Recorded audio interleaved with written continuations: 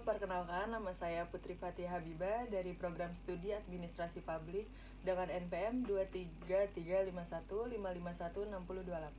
Dalam video ini kita akan membahas berbagai aspek penting dari hukum administrasi negara, mulai dari pengertian, sejarah, ruang lingkup, kedudukan, hingga objek dan subjeknya. Hukum administrasi negara ialah sekelompok kaidah hukum yang mengatur hubungan antara negara dengan rakyatnya dalam penyelenggaraan pemerintahan. Sederhananya, Han mengatur bagaimana pemerintah menjalankan tugas dan kewajibannya untuk melayani masyarakat. Sejarah Han. Perkembangan Han di Indonesia tidak terlepas dari sejarah kolonialisme Belanda.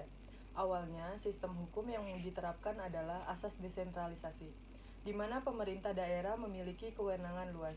Namun, seiring dengan sentralisasi kekuasaan, asas desentralisasi mulai ditinggalkan dan digantikan oleh asas sentralisasi.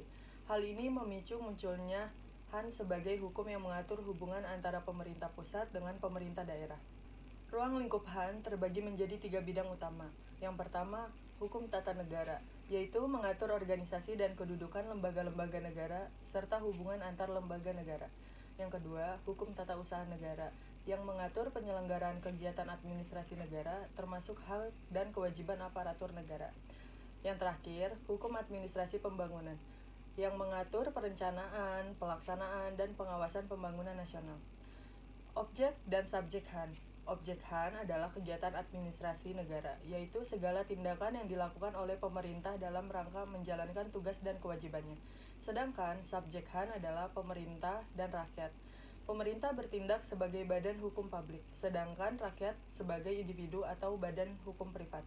Kedudukan Han merupakan bagian dari hukum publik yang mengatur hubungan antara pemerintah dan warga negara.